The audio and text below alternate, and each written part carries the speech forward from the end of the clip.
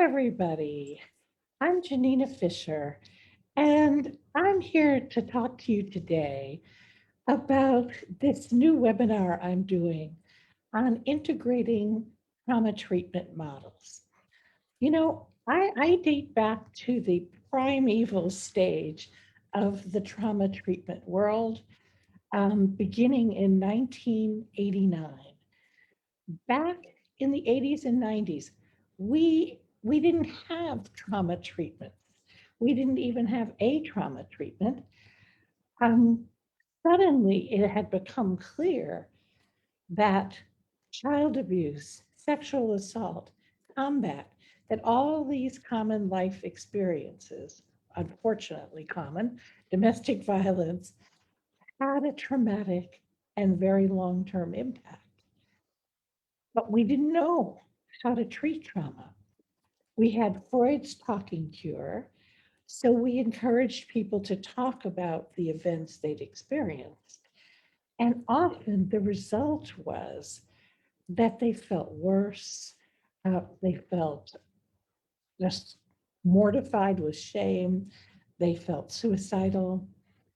And as we were trying to make sense of all this, we just integrated any technique, any intervention, any ideas from any model that would work. So, so if a little CBT would work, it became trauma treatment. If Rogerian mirroring was helpful at times, it became part of trauma treatment. We were not fussy. We were not insular. It wasn't a model against model kind of world. It was, how do we help these really traumatized individuals who are suffering so much? Now, let's fast forward 30 years, and it's a different world. Trauma is now widely, universally accepted as something that happens far too often. We know, we haven't lived through it yet. We are living in traumatic times. And, and it has effects on all of us. So I've been thinking over the past year about the way that in the trauma treatment world, it's as if we now have too many methods. And each method says, this is the right way to treat trauma. And here's the evidence we have to show it. No, this is the right way to treat trauma. And this is seeming to become the world in which we live in. Each model in its own silo says, come join our silo. No, come join our silo because we know how to treat trauma. So, I think I'm a bit of a dinosaur. I haven't lost my roots in the trauma treatment world that said, if it works, use it. Don't worry which silo it comes from. This is not Freud versus Aaron Beck. This is what helps people. What do they need? So over the past few months, this workshop has been gelling as I think about how can we make these models work together rather than to pit them against each other. Why can't we invite therapists to use each model creatively and flexibly, not in a far out way?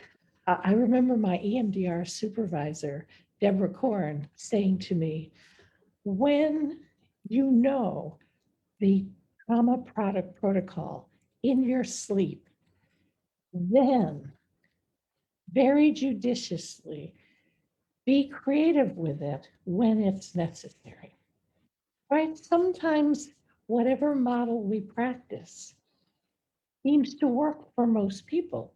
All of these models have great benefits.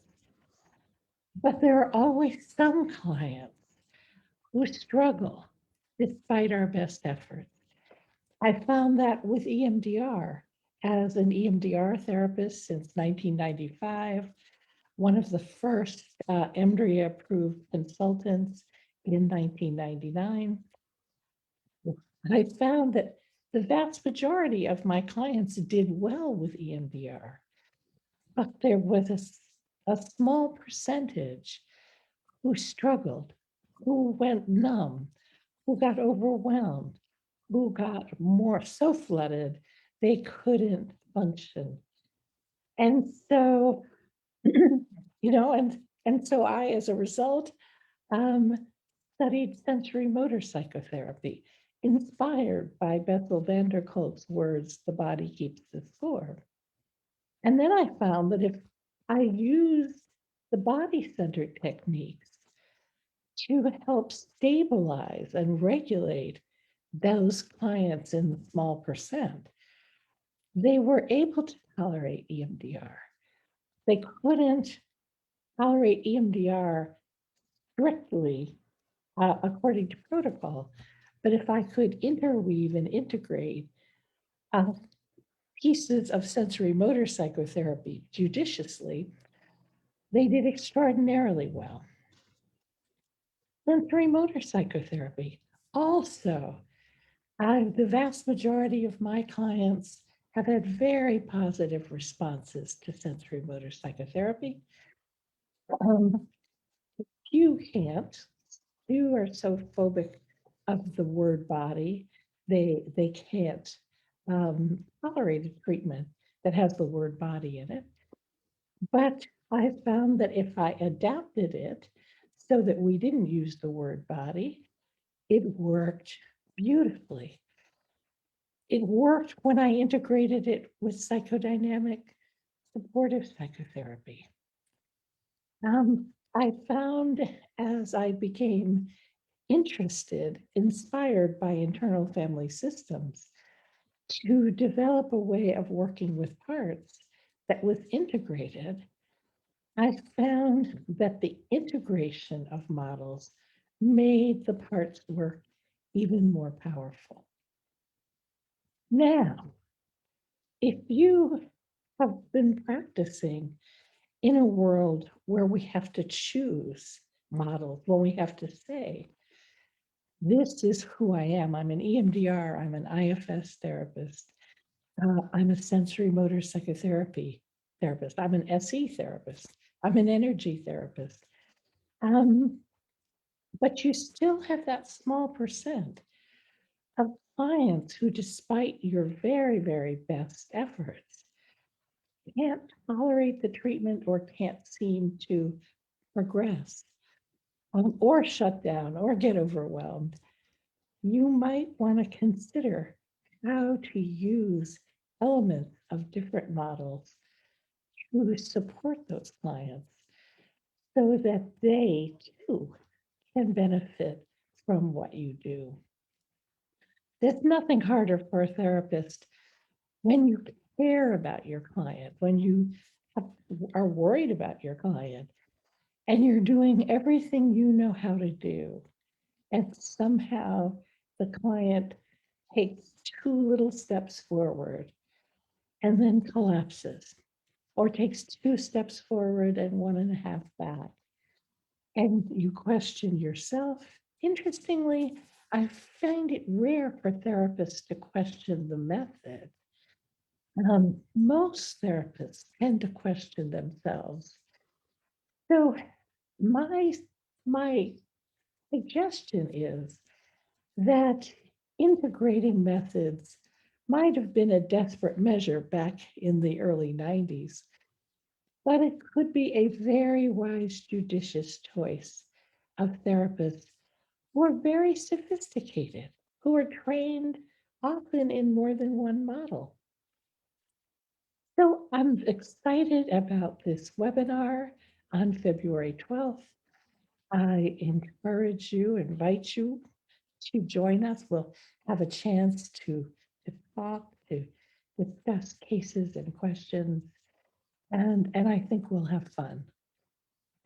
And we'll get to do what we love to do so much, which is to really talk about the work we do and how to make it better. So take care, stay safe, stay healthy, and I hope to see you on the 12th.